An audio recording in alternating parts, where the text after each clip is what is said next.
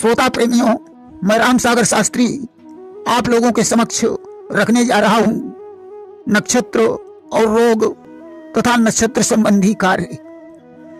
देखिए, सोमवार को अश्विनी नक्षत्र होने से रोगी को 21 दिन की पीड़ा होती है। बुधवार को भरणी होने से 21 दिन का महा कष्ट होता है। गुरुवार को कृतिका होने से 18 दिन का कष्ट होता है। शनिवार को रोहिणी होने से रोगी को 7 दिन की पीड़ा होती है।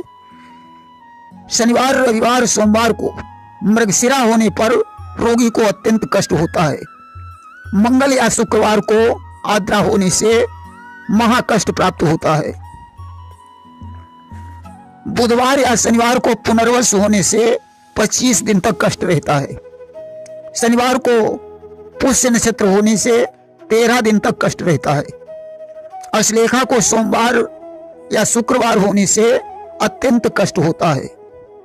रविवार, बुधवार, शनिवार को मघा नक्षत्र होने से 11 दिन का कष्ट होता है।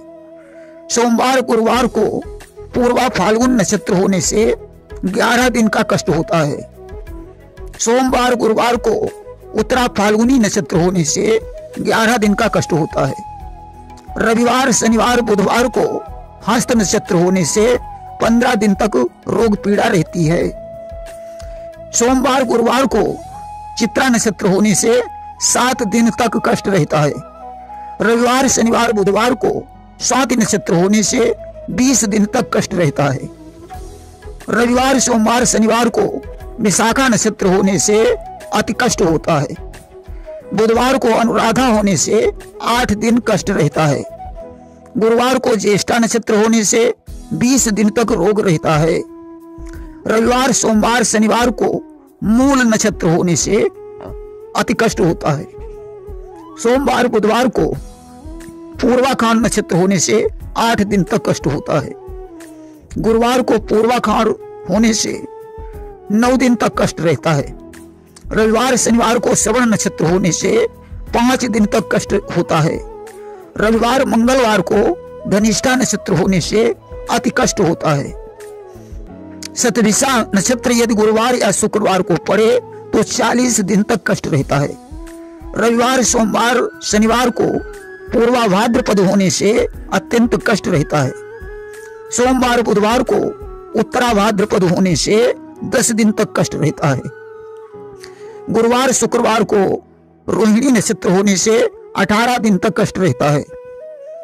देखिए, अश्विनी के अधिपति अश्विनी कुमार, भरणी के यम, कृतिका के अग्नि, रोहिणी के ब्रह्मा, मृगशिरा के चंद्र, आद्रा के शिव, पुनर्वस के अदिति, पुष्य के गुरु, अश्लेषा के वासुकी, मघा के अर्यमा पितर, पूर्वा फाल्गुन के भगवती, उत्तरा फाल्गुन के अर्यमा पितर, हस्त के सूर्य, चित्रा के विश्वकर्मा, स्वाति के वायु, विशाखा के इंद्राग्नि, अनुराधा के अधिमित्र, ज्येष्ठा के इंद्र, मूल के राक्षस, पूर्वाखांड के वरुण, उत्तराखंड के विश्वदेवा, श्रवण के भीष्म, धनिष्ठा के वसु, शतभिषा के वरुण, पूर्वा भाद्रपद के अजयकपाद, उत्तरा भाद्रपद के आहिर्बुधन तथा रेवती के पूखा अधिपति हैं।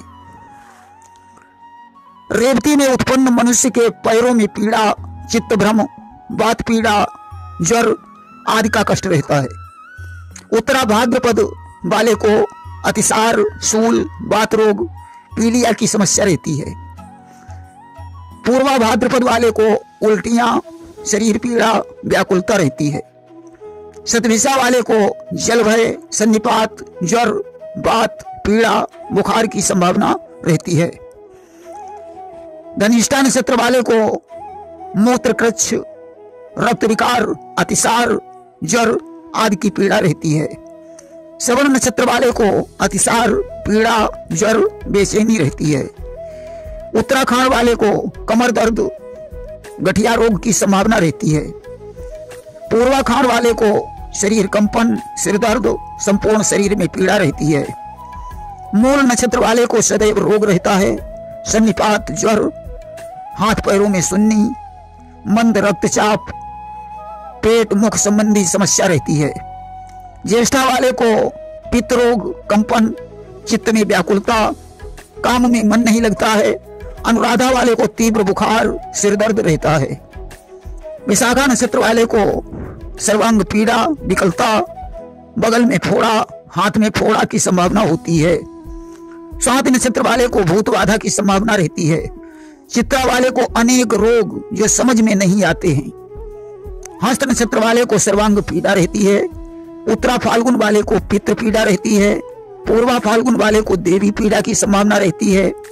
मघा वाले को पितृ, भूत, पिशाच पीड़ा की संभावना रहती है। अश्लेषा नक्षत्र वाले को सर्प भय, विष पीड़ा की संभावना रहती है। पुष्य नक्षत्र वाले को लीवर संबंधी रोग की संभावना रहती है। पुनर्वस नक्षत्र वाले को रोग शोक अधिक रहता है। आद्रा नक्षत्र वाले को मस्तक पीड़ा, मृगशिरा वाले को नजला, जुकाम, खांसी, जूड़ी, मलेरिया की संभावना रहती है तथा रोहिणी नक्षत्र वाले को ज्वर, सिर दर्द, बगल में दर्द की संभावना। कृतिका नक्षत्र वाले को बेचैनी, भरणी वाले को त्रिदोष की संभावना, अश्विनी वाले को लकवा, पाचन तंत्र की समस्या हो सकती है। लेकिन नक्षत्रों की 5 संज्ञाएं हैं।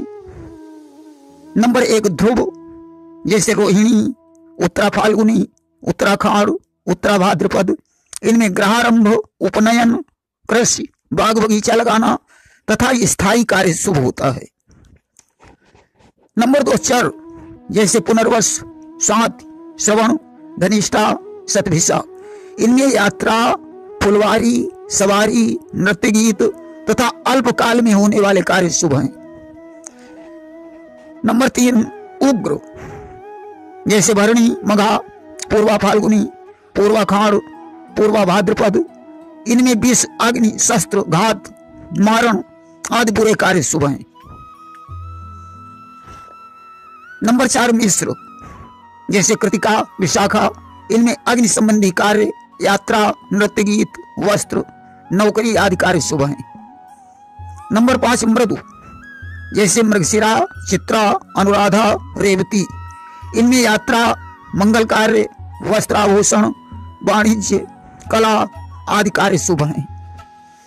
नंबर 6 क्षिप्र, जैसे अश्विनी, पुष्य, हस्त, अभिजित, इनमें यात्रा, मंगल कार्य, वस्त्राभूषण, वाणिज्य, कला आदि कार्य शुभ हैं।